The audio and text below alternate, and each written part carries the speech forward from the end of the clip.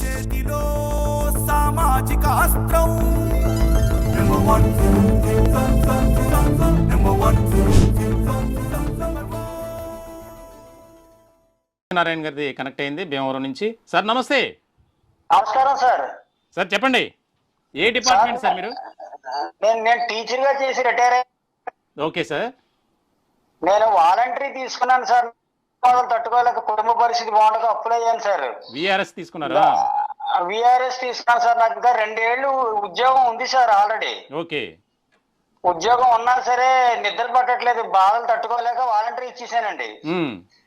కానీ నాకు డబ్బులు రాక నేను చాలా ఇబ్బంది పడుతున్నా సార్. ఉద్యోగం నాకు డబ్బులు లేట్ అయితే గవర్నమెంట్ పరిస్థితి బాగుండకపోతే తప్పులేదు సార్. నాకు డబ్బులు ఇవ్వలేకపోతే నా ఉద్యోగం నాకు ఇచ్చేస్తే నా ఉద్యోగం నేను చేసుకుంటాను సార్. నేను ఇంటా బయట తట్టుకోలేకపోతున్నాను సార్. మరి విఆర్ఎస్ ఎందుకు తీసుకున్నారు సార్ మీరు? సత్యనారాయణ గారు విఆర్ఎస్ ఎందుకు తీసుకున్నారు?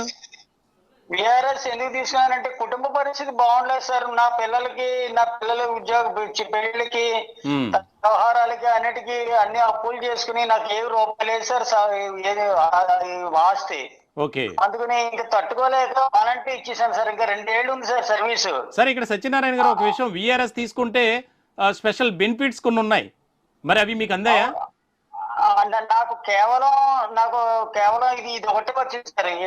ఇది కమ్యూనికేషన్ ఒకటే వచ్చింది సార్. ఓకే. ఇంకేమీ రాలేదు సార్. నేను ఇవన్నీ వచ్చేస్తాయని చెప్పి వాలంటీర్ తీసిన అందరికీ చెప్పాను. అందరూ రోజు ఇంటికి వచ్చి కూర్చుంటున్నారు. డబ్బులు ఏడుపు వచ్చేస్తాను, ఉంటారు చచ్చిపోతానని భయంగా ఉన్నాను సార్. నాకు ఉద్యోగం ఇచ్చేసా, నా ఉద్యోగం నేను చేసుకుంటాను సార్. ప్రాబ్లం లేదు సార్.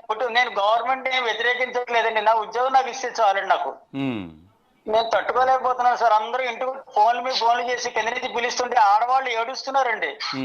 ఇంట్లో వాళ్ళు ఏడుస్తున్నారు. ఉద్యోగం ఇచ్చేసిన ఉద్యోగం చేసుకుంటాను సార్. గవర్నమెంట్ నేను వ్యతిరేకంగా మాట్లాడట్లేదండి. నా ఉద్యోగం నాకు ఇస్తే చాలండి. ఇంకా 2 ఏళ్ళు సర్వీస్ ఉంటే అలాగే అప్పులు తీసుకుంటానండి కాళ్ళు పెట్టుకుని. నాకు ఇవ్వకపోయినా పర్లేదు సార్, డబ్బు ఇవ్వకపోయినా పర్లేదు, మిగతావి నాకు నెమ్మదిగా తర్వాత ఇచ్చినా పర్లేదు. నాకు ఉద్యోగం ఇచ్చేది ఉద్యోగానే చేసుకుంటానండి. అన్ని వచ్చేస్తాయి అనుకుంటే అప్పటి నుంచి సంవత్సరం అయినా రిటైర్ అయ్యి ఈ సంవత్సరంలో వడ్డీలు పెరిగిపోయి వాళ్ళందరూ వడ్డీలు మాకు ఇస్తారా ఎవరు అన్నారండి. అప్పటి నుంచి వడ్డీలు కట్టమంటున్నారు. నేను నా ఆర్థిక పరిస్థితి బాగుండలేదు. ఇప్పుడు డబ్బులు ఇచ్చినా ఉద్యోగం నా అప్పులు తీర్చుకునే పరిస్థితి కనపట్లేదండి. అప్పుడైతే సరిపోయేదండి. దానివల్ల ఇప్పుడు ఉద్యోగం ఇచ్చారనుకోండి, నేను కాళ్ళు పడుకున్న తర్వాత 2 ఏళ్ల తర్వాత డబ్బులు నాకు వస్తాయి. అప్పుడైతే ఈ లోపల నేను ఉన్నదాంట్లో బతుకుతానండి. నాకు అది లేక ఇది లేక కలబడి నీళ్ళు వచ్చేస్తున్నాయి. గవర్నమెంట్ మాత్రం వ్యతిరేకించట్లేదు సార్. గవర్నమెంట్ దయ వల్లనే కదండి మేము సుఖంగా ఉన్నాం కూడా. కాబట్టి ఇంతకాలం నన్ను కాపాడింది గవర్నమెంటే కదండి. గవర్నమెంట్ నేను వ్యతిరేకించట్లేదు, అటువంటి అని కాదు. నా పరిస్థితి బాగుండదని ఏడుపు వచ్చేస్తానండి. తప్పకుండా సత్యనారాయణ గారు మీ ఆవేదనను కూటమి ప్రభుత్వం దృష్టికి తీసుకెళ్లడం జరుగుతుంది. మీ అభిప్రాయాన్ని దయ ఉంచి నా ఉద్యోగం నాకు ఇస్తే 2 ఏళ్ళు సర్వీస్ చేసుకుని సుఖంగా ఉంటాను సార్. తప్పకుండా నన్ను దయ ఉంచి కాపాడండి సార్, ప్లీజ్ సార్. తప్పకుండా సార్. నా ఉద్యోగం ఇప్పించండి సార్. సంతోషం పోతుంది. వీళ్ళందరూ నన్ను పీకు తినేస్తున్నారండి. ఒకవేళ డబ్బులు ఇచ్చినా అప్పులు తీర్చడం సరిపోదండి. వడ్డీలు అప్పటి సంవత్సరానికి వడ్డీలు కట్టేస్తున్నారండి.